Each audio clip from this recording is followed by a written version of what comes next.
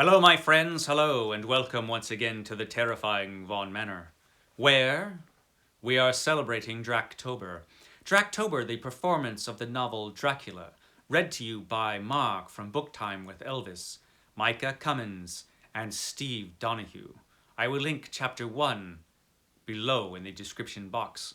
However, this leaves the mysterious case of Bram Stoker's short story, Dracula's Guest. This story, was it an excised portion of the original novel Dracula? Is the narrator of this story Jonathan Harker? It is unknown. However, there is some doubt as to the identity of this narrator. He does not sound a heck of a lot like Jonathan Harker, and he does not have even Jonathan Harker's smattering of German.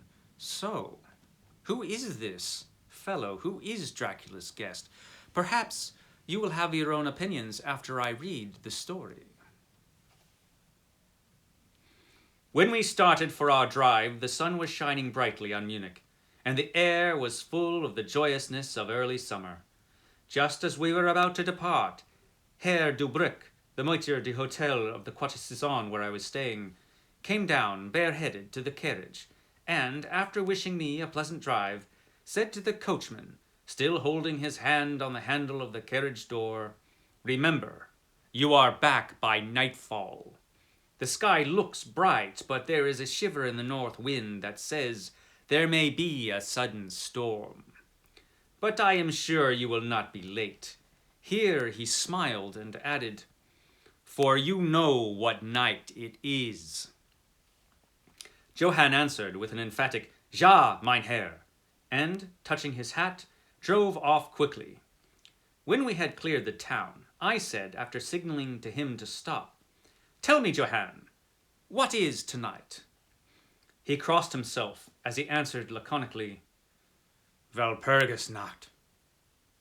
Then he took out his watch, a great old-fashioned German silver thing as big as a turnip, and looked at it, with his eyebrows gathered together and a little impatient shrug of his shoulders.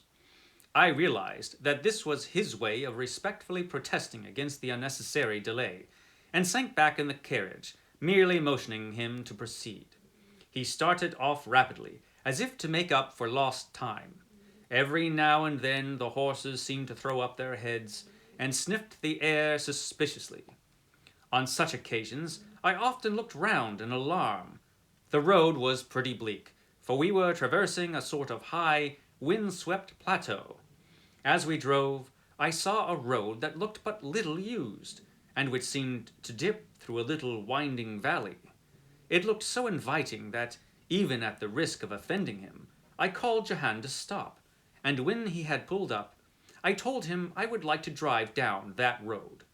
He made all sorts of excuses, and frequently crossed himself as he spoke. This somewhat piqued my curiosity, so I asked him various questions. He answered fencingly, and repeatedly looked at his watch in protest. Finally I said, "Well, Johann, I want to go down this road. I shall not ask you to come unless you like, but tell me why you do not like to go. That is all I ask." For answer, he seemed to throw himself off the box, so quickly did he reach the ground. Then he stretched out his hands appealingly to me, and implored me not to go. There was just enough English mixed with the German for me to understand the drift of his talk. He seemed always just about to tell me something, the very idea of which evidently frightened him. But each time he pulled himself up, saying as he crossed himself, "Walpurgisnacht." I tried to argue with him, but it was difficult to argue with a man when I did not know his language.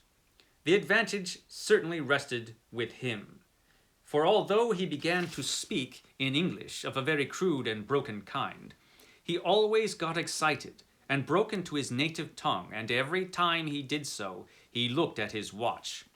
Then the horses became restless and sniffed the air. At this he grew very pale, and, looking around in a frightened way, he suddenly jumped forward, took them by the bridles, and led them on some 20 feet. I followed, and asked why he had done this. For answer, he crossed himself, pointed to the spot we had left, and drew his carriage in the direction of the other road, indicating a cross, and said, first in German, then in English, "Buried him. Him what killed themselves." I remembered the old custom of burying suicides at crossroads. Ah, I see. A suicide. How interesting. But for the life of me, I could not make out why the horses were frightened. Whilst we were talking, we heard a sort of sound between a yelp and a bark. It was far away, but the horses got very restless, and it took Johann all his time to quiet them. He was pale and said, "It sounds like a wolf, but yet there are no wolves here now." "No?" I said, questioning him. "Isn't it long since the wolves were so near the city?" "Long, long," he answered. "In the spring and summer, but with the snow, the wolves have been here not so long." Whilst he was petting the horses and trying to quiet them, dark clouds drifted rapidly across the sky. The sunshine passed away, and a breath of cold wind seemed to drift past us. It was only a breath, however, and more in the nature of a warning than a fact. For the sun came out brightly again. Johann looked under his lifted hand at the horizon and said, "The storm of snow, he comes before long time." Then he looked at his watch again, and, straightway holding his reins firmly, for the horses were still pawing the ground restlessly and shaking their heads, he climbed to his box as though the time had come for proceeding on our journey. I felt a little obstinate, and did not at once get into the carriage. "Tell me," I said, "about this place, where the road leads," and I pointed down. Again he crossed himself, and mumbled a prayer before he answered, "It is unholy."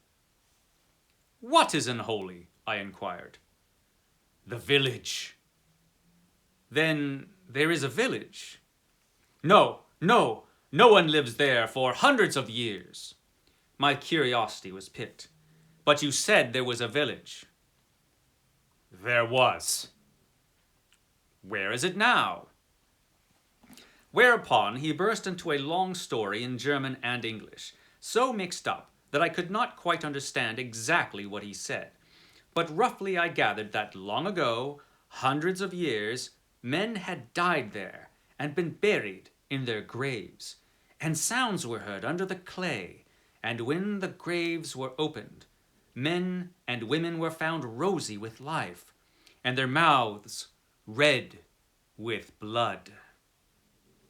And so, in haste to save their lives, aye, and their souls, and here he crossed himself, those who were left fled away to other places, where the living lived and the dead were dead, and not something. He was evidently afraid to speak the last words. As he proceeded with his narration, he grew more and more excited. It seemed as if his imagination had got hold of him, and he ended in a perfect paroxysm of fear, white-faced, perspiring, trembling and looking round him, as if expecting that some dreadful presence would manifest itself there in the bright sunshine on the open plain. Finally, in an agony of desperation, he cried, "Walpurgis Nacht!" and pointed to the carriage for me to get in. All my English blood rose at this, and standing back I said, "You are afraid, Johann. You are afraid. Go home. I shall return alone. The walk will do me good." The carriage door was open. I took from the seat my oak walking stick, which I always carry on my holiday excursions, and closed the door, pointing back to Munich, and said, "Go home, Johann. Walpurgisnacht doesn't concern Englishmen." The horses were now more restive than ever, and Johann was trying to hold them in, while excitedly imploring me not to do anything so foolish. I pitied the poor fellow. He was deeply in earnest. But all the same, I could not help laughing. His English was quite gone now. In his anxiety, he had forgotten that his only means of making me understand was to talk my language. So he jabbered away in his native German. It began to be a little tedious. After giving the direction home, I turned to go down the crossroad into the valley. With a despairing gesture, Johann turned his horses toward Munich. I leaned on my stick and looked after him. He went slowly along the road for a while. Then there came over the crest of a hill a man, tall and thin.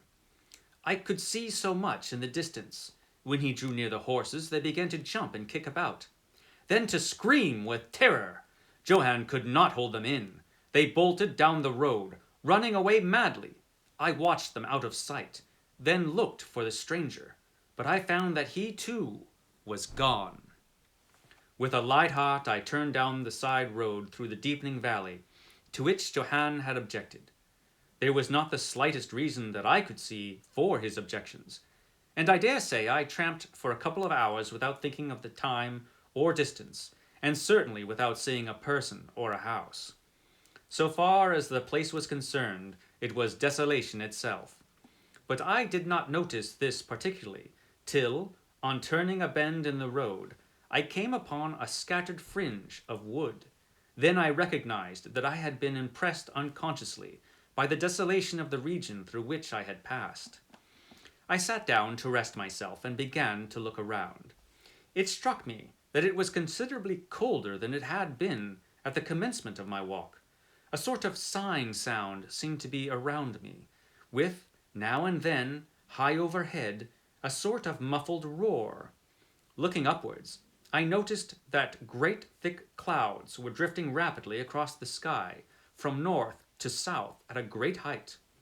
There were signs of coming storm in some lofty stratum of the air. I was a little chilly, and, thinking that it was the sitting still after all the exercise of walking, I resumed my journey. The ground I passed over was now much more picturesque. There were no striking objects that the eye might single out, but in all there was a charm of beauty. I took little heed of time, and it was only when the deepening twilight forced itself upon me that I began to think of how I should find my way home. The brightness of the day had gone. The air was cold, and the drifting of clouds high overhead was more marked. They were accompanied by a sort of far-away rushing sound, through which seemed to come at intervals that mysterious cry which the driver had said came from a wolf. For a while I hesitated. I had said I would see the deserted village, so on I went, and presently came on a wide stretch of open country, shut in by hills all around. Their sides were covered with trees, which spread down to the plain, dotting in clumps the gentler slopes and hollows, which showed here and there. I followed with my eye the winding of the road, and saw that it curved close to one of the densest of these clumps, and was lost behind it. As I looked, there came a cold shiver in the air, and the snow began to fall. I thought of the miles and miles of bleak country I had passed, and then hurried on to seek the shelter of the wood in front. Darker and darker grew the sky, and faster and heavier fell the snow, till the earth before and around me was a glistening white carpet, the further edge of which was lost in misty vagueness. The road was here but crude, and when on the level its boundaries were not so marked as when it passed through the cuttings, and in a little while I found that I must have strayed from it, for I missed underfoot the hard surface, and my feet sank deeper in the grass and moss. Then the wind grew stronger, and blew with ever-increasing force, till I was fain to run before it. The air became icy cold, and in spite of my exercise I began to suffer. The snow was now falling so thickly, and whirling around me in such rapid eddies, that I could hardly keep my eyes open. Every now and then the heavens were torn asunder by vivid lightning, and in the flashes I could see ahead of me a great mass of trees, chiefly yew and cypress, all heavily coated with snow. I was soon amongst the shelter of the trees, and there, in comparative silence, I could hear the rush of the wind high overhead. Presently the blackness of the storm had become merged in the darkness of the night. By and by the storm seemed to be passing away.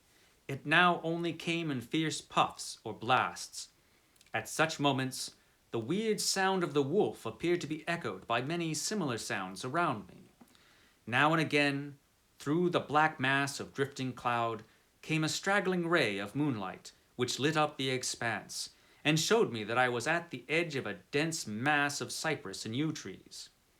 As the snow had ceased to fall, I walked out from the shelter and began to investigate more closely. It appeared to me that amongst so many old foundations as I had passed, there might be still standing a house in which, though in ruins, I could find some sort of shelter for a while. As I skirted the edge of the copse, I found that a low wall encircled it, and following this, I presently found an opening. Here the cypresses formed an alley leading up to a square mass of some kind of building. Just as I caught sight of this, however, the drifting clouds obscured the moon, and I passed up the path in darkness. The wind must have grown colder, for I felt myself shiver as I walked.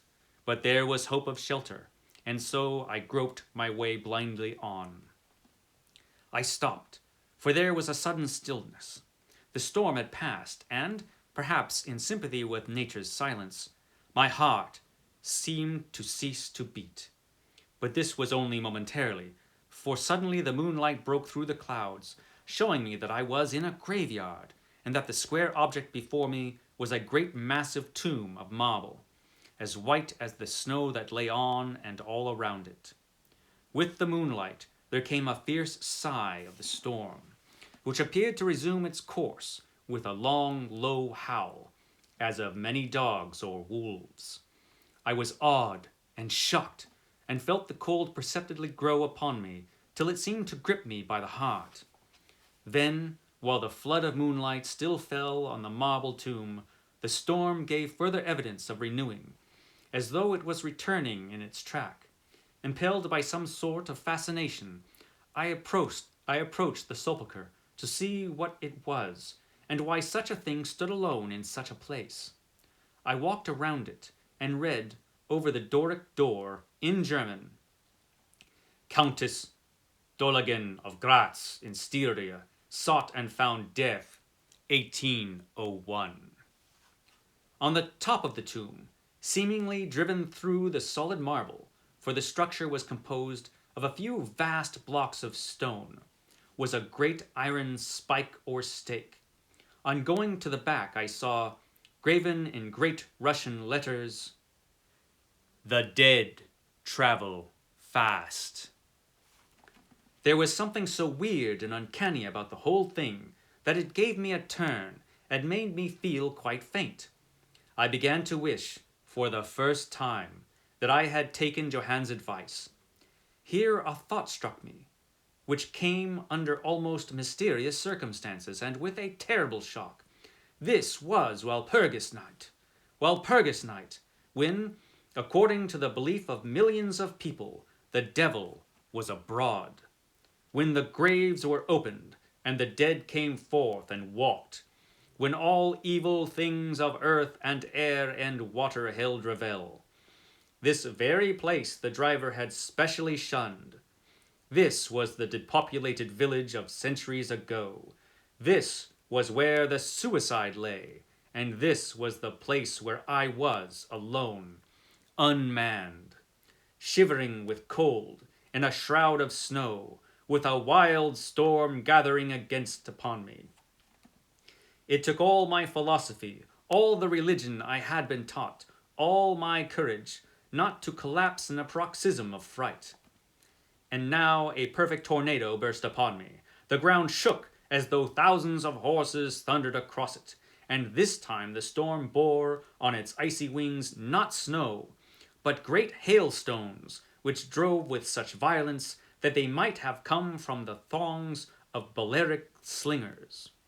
Hailstones that beat down leaf and branch and made the shelter of the cypresses of no more avail than though the stems were standing corn. At first I had rushed to the nearest tree, but I was soon fain to leave it, and seek the only spot that seemed to afford refuge, the deep Doric doorway of the marble tomb. There, crouching against the massive bronze door, I gained a certain amount of protection from the beating of the hailstones, for now they only drove against me as they ricocheted from the ground and the side of the marble. As I leaned against the door, it moved slightly and opened inwards. The shelter of even a tomb was welcome in that pitiless tempest, and I was about to enter it, when there came a flash of forked lightning that lit up the whole expanse of the heavens. In an instant, as I am a living man, I saw, as my eyes were turned into the darkness of the tomb, a beautiful woman, with rounded cheeks and red lips, seemingly sleeping on a bear. As the thunder broke overhead, I was grasped as by the hand of a giant and hurled out into the storm. The whole thing was so sudden that, before I could realize the shock, moral as well as physical, I found the hailstones beating me down. At the same time, I had a strange, dominating feeling that I was not alone. I looked towards the tomb. Just then there came another blinding flash, which seemed to strike the iron stake that surmounted the tomb, and to pour through it to the earth, blasting and crumbling the marble, as in a burst of flame. The dead woman rose for a moment of agony, while she was lapped in the flame, and her bitter scream of pain was drowned in the thunder crash. The last thing I heard was this mingling of dreadful sound, as again I was seized in the giant grasp and dragged away, while the hailstones beat on me, and the air around seemed reverberant with the howling of wolves. The last sight that I remembered was a vague white moving mass, as if all the graves around me had sent out the phantoms of their sheeted dead, and that they were closing in on me through the white cloudiness of the driving hail. Gradually, there came a sort of vague beginning of consciousness, then a sense of weariness that was dreadful. For a time I remembered nothing, but slowly my senses returned. My feet seemed positively racked with pain, yet I could not move them. They seemed to be numbed. There was an icy feeling at the back of my neck and all down my spine, and my ears, like my feet, were dead, yet in torment. But there was in my breast a sense of warmth, which was by comparison delicious. It was as a nightmare, a physical nightmare, if one may use such an expression. For some heavy weight on my chest made it difficult for me to breathe. This period of semi-lethargy seemed to remain a long time, and as it faded away, I must have slept or swooned. Then came a sort of loathing, like the first stage of seasickness, and a wild desire to be free from something, I knew not what. A vast stillness enveloped me, as though all the world were asleep or dead, only broken by the low pantings as of some animal close to me. I felt a warm rasping at my throat. Then came a consciousness of the awful truth, which chilled me to the heart and sent the blood surging up through my brain. Some great animal was lying on me, and now licking my throat. I feared to stir, for some instinct of prudence bade me lie still. But the brute seemed to realize that there was now some change in me, for it raised its head. Through my eyelashes I saw above me the two great flaming eyes of a gigantic wolf. Its sharp white teeth gleamed in the gaping red mouth, and I could feel its hot breath fierce and acrid upon me. For another spell of time I remembered no more. Then I became conscious of a low growl, followed by a yelp, renewed again and again.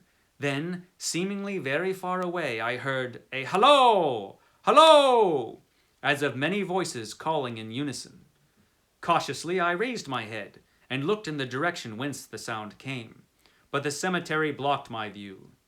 The wolf still continued to yelp in a strange way, and a red glare began to move round the grove of cypresses, as though following the sound. As the voices grew closer, the wolf yelped faster and louder. I feared to make either sound or motion. Nearer came the red glow, over the white pall which stretched into the darkness around me.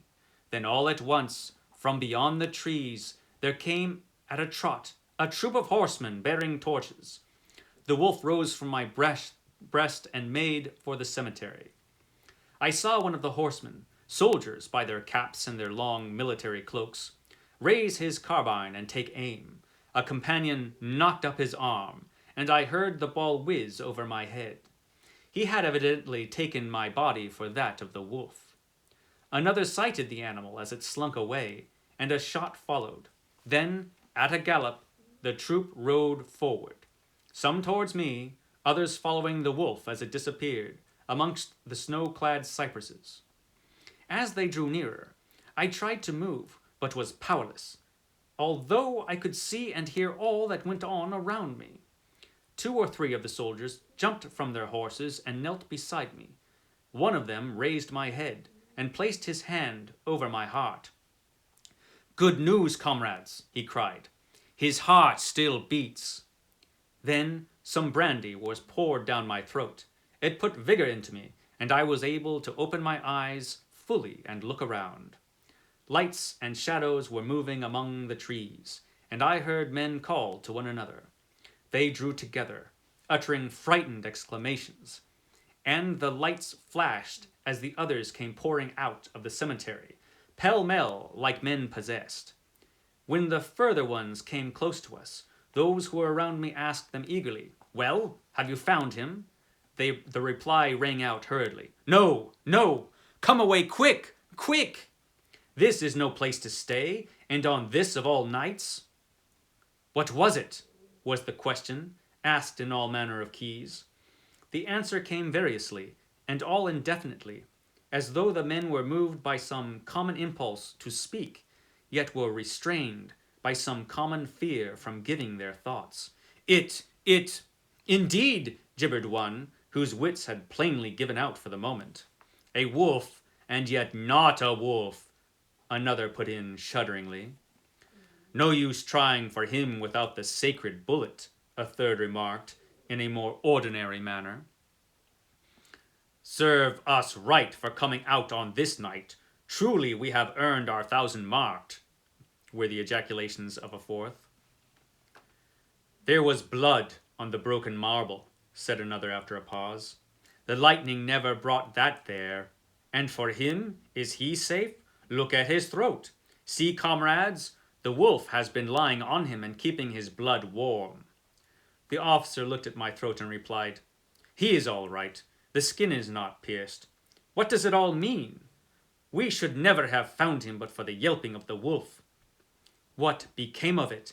asked the man who was holding up my head, and who seemed the least panic-stricken of the party, for his hands were steady and without tremor. On his sleeve was the chevron of a petty officer. "It went to its home," answered the man, whose long face was pallid, and who actually shook with terror as he glanced round him and fearfully. "There are graves enough there in which he may lie. Come, comrades, come quickly. Let us leave this cursed spot." The officer raised me to a sitting posture, as he uttered a word of command. Then several men placed me upon a horse. He sprang to the saddle behind me, took me in his arms, gave the word to advance, and turning our faces away from the cypresses, we rode away in swift military order. As yet my tongue refused its office, and I was perforce silent. I must have fallen asleep, for the next thing I remembered was finding myself standing up, supported by a soldier on each side of me. It was almost broad daylight, and to the north a red streak of sunlight was reflected, like a path of blood over the waste of snow. The officer was telling the men to say nothing of what they had seen, except that they found an English stranger, guarded by a large dog. "Dog? That was no dog," cut in the man who had exhibited such fear. "I think I know a wolf when I see one." The young officer answered calmly, "I said a dog." "Dog," reiterated the other ironically. It was evident that his courage was rising with the sun, and, pointing to me, he said, "Look at his throat. Is that the work of a dog, master?" Instinctively, I raised my hand to my throat, and as I touched it, I cried out in pain. The men crowded round to look. some stooping down from their saddles, and again there came the calm voice of the young officer. A dog, as I said. If aught else was said, we should only be laughed at. I was then mounted behind a trooper, and we rode on into the suburbs of Munich. Here we came across a stray carriage, into which I was lifted, and it was driven off to the Quatre Saisons, the young officer accompanying me, whilst a trooper followed with his horse, and the others rode off to their barracks.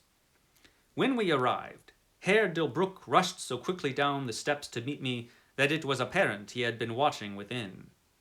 Taking me by both hands, he solicitously led me in. The officer saluted me and was turning to withdraw, when I recognized his purpose and insisted that he should come to my rooms. Over a glass of wine, I warmly thanked him and his brave comrades for saving me. He replied simply that he was more than glad, and that Herr Delbruck had at first taken steps to make all the searching party pleased, at which ambiguous utterance the maître d'hôtel smiled, while the officer pleaded duty and withdrew. But Herr Delbruck, I inquired, how and why was it that the soldiers searched for me?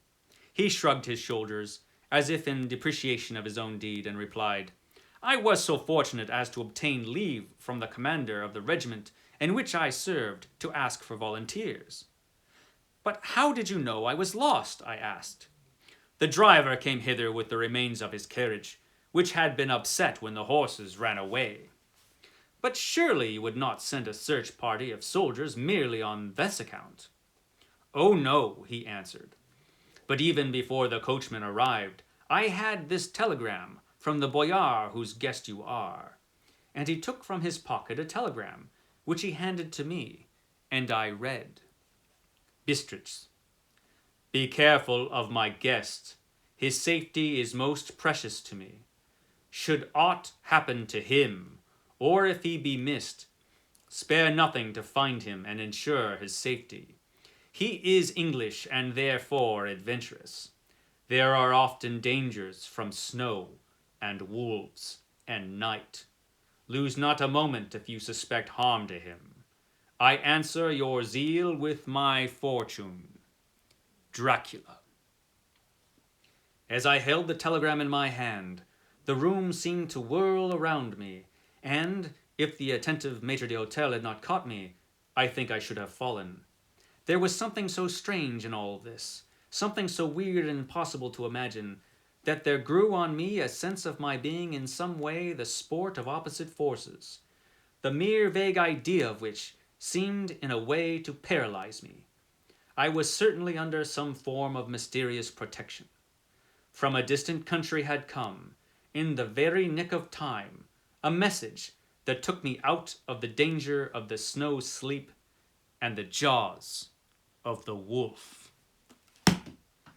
That, my friends, was Dracula's Guest by Bram Stoker. Good day.